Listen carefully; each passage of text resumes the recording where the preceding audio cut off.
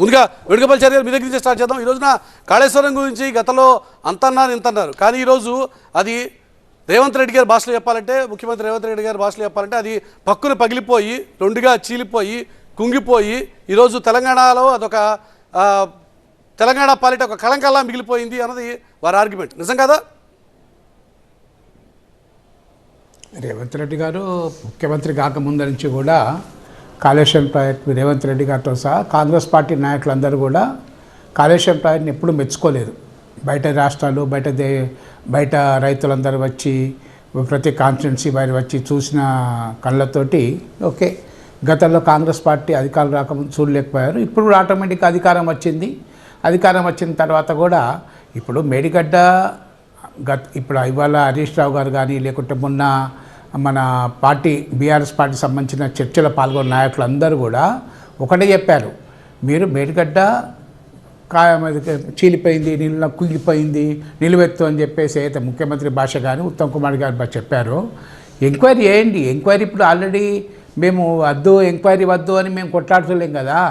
మీరు జ్యుడిషియల్ ఎంక్వైరీకే హైకోర్టుకు రాసిండ్రు, వాళ్ళు జ్యుడిషియల్ ఎంక్వైరీ సిట్టింగ్ జడ్జి దొరకరు, రిటైర్డ్ దొరుకుతున్నారు, అది తొందరగా చేయండి.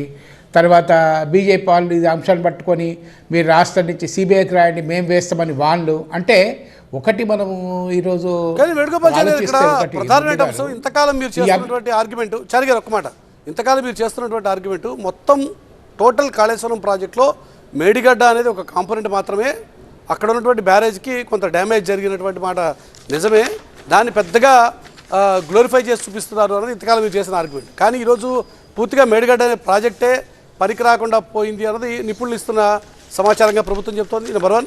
నెంబర్ 2, మేడిగడ్డే కాదు సుందిళ్ల పరిస్థితి కూడా అలాగే తయారైంది, అక్కడ కూడా లీకులు వస్తున్నాయన్నది ఈరోజు నీటిపారుదల శాఖ మంత్రి ఉత్తమ్ కుమార్ రెడ్డి గారు సభలో చేసినటువంటి ఒక సంచలన ప్రకటన. అదే కనుక నిజమైతే మొత్తం కాళేశ్వరం ప్రాజెక్టే ఒక ప్రశ్నార్థకంగా మారే పరిస్థితి లేదా? ఇప్పుడు ఒకటండి, మనకు కాళేశ్వరం ప్రాజెక్టు ఒకవేళ నిజంగా సబ్స్టాండర్డ్ కట్టిందని అనుకోండి, ఎల్ఎన్టీ మరి కంపెనీకి మన రాష్ట్రం కాకుండా దేశం కాకుండా అంతర్జాతీయంగా పేరున్న సంస్థ ఒకటి. 2, ఈరోజు కాళేశ్వరం ప్రాజెక్టు వల్లనే దాదాపు 20 లక్షల ఆయకట్టు స్థిరీకరణ అయిన మాట వాస్తవం కాదా? రివర్స్ పంపింగ్ మా ఆదిలాబాద్ జిల్లాలో కూడా పోచంపాడు ప్రాజెక్టు అటు నిజాంసార్ ప్రాజెక్టు ఎండిపోతే అక్కడి నుంచి నిజామాబాద్ జిల్లాగా ఆదిలాబాద్ జిల్లాగా మేమేమైనాం కదా నీళ్ళ కొరకు. రివర్సింగ్ పంపింగ్ ద్వారా నీళ్లు వచ్చింది నిజం కాదా? ఒకటి, నీళ్ళే రాలేదు. ఈరోజు మొత్తం వర్షం నీళ్ళు అనుకుంటే గతంలో ఉన్న 2014 ఉన్న ఆయకట్టు ఎంత స్థిరీకరణ అయింది, 2020 మేము గవర్నమెంట్ ఇచ్చే వరకు ఎంత స్థిరీకరణ అయింది ఒకసారి లెక్కలు ఉంటాయి ప్రభుత్వం దగ్గర, మేము చెప్పని అవసరం లేదు. మీరన్నటువంటి మాట ప్రకారమే తెలంగాణలో విస్తీర్ణం పెరిగింది. హరీష్ గారు ఈరోజు సభలో చెప్పిన మాట కూడా అదే, ఇప్పుడు మీరు అదే చెప్తున్నారు.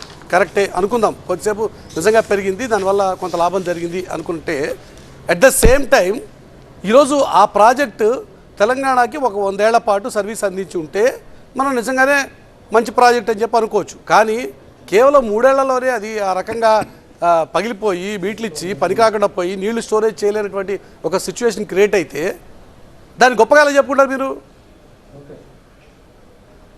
ఇప్పుడు ఒకటండి మురళి గారు, ఒకటి మన దీంట్లో ఏం ఆలోచించాలంటే, గతంలో మొన్నటి సంవత్సరం కాకుండా అంతకుముందు 3 సంవత్సరాలు మీకు తెలుసు కరీంనగర్ జిల్లా కానీ వరంగల్ జిల్లా కానీ ఇటు గోదావరి నీళ్ళు విపరీతంగా వచ్చి నీళ్ళు నిల్వ ఉన్నాయి, వరదలు వచ్చినాయి.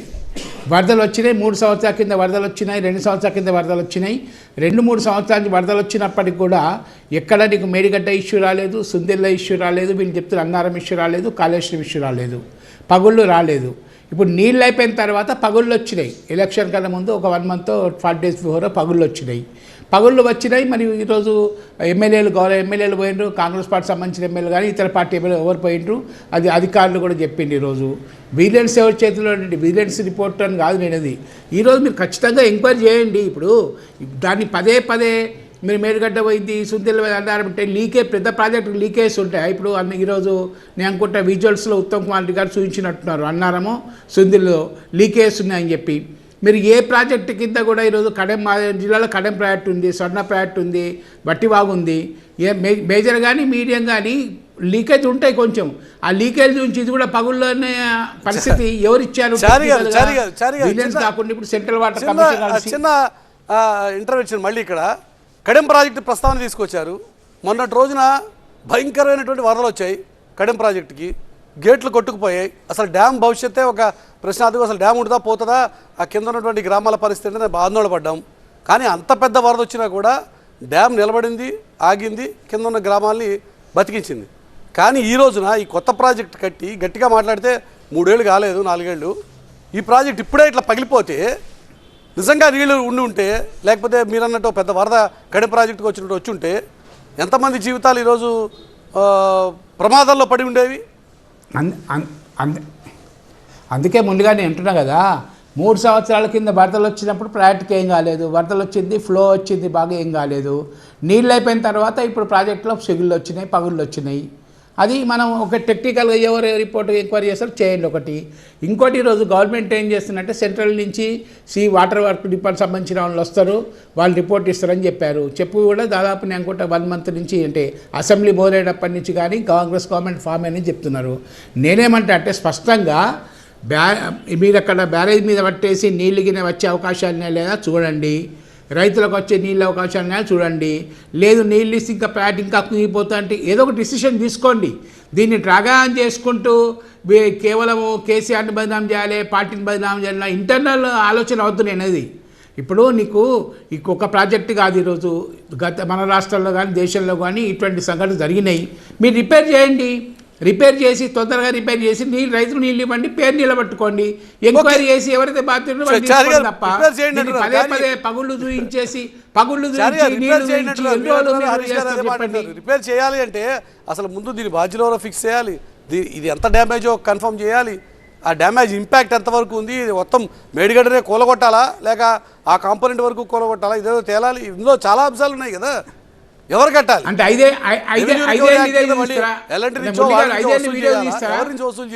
తేలాలి కదా. మురళి గారు జస్ట్ లైక్ దట్ కట్టేయండి, బాగు చేయండి అంటే ఐదేళ్ళు వీడియో చూసుకుంటా కాదండి, 5 ఏళ్ళు వీడియో చూసుకుంటూ ఉంటారా? మరి వీడియో చూసుకుంటూ ఈమెయిల్ తీరుకుంటూ ఉంటారా? ప్రాజెక్టుకు ఇప్పుడు డ్యామేజ్ అయినమాట వాస్తవము, అది క్లియర్ కనపడుతుంది. అది మీరు బాధ్యతలు ఫిక్స్ చేయండి కదా, రిపోర్ట్ ఇప్పుడు ఎంక్వైరీ చేయండి, వద్దనే అంటున్నారు కదా. ఓకే రేవంత్ రెడ్డి గారు భారతీయ జనతా పార్టీగా ఈ వ్యవహారంలో ఈ రోజు ఎంక్వైరీ చేయండి, ఎంక్వైరీ చేసి స్పీడప్ చేయండి కదా, స్పీడప్ చేసి బాధ్యతలు ఫిక్స్ చేయండి. ఇంకా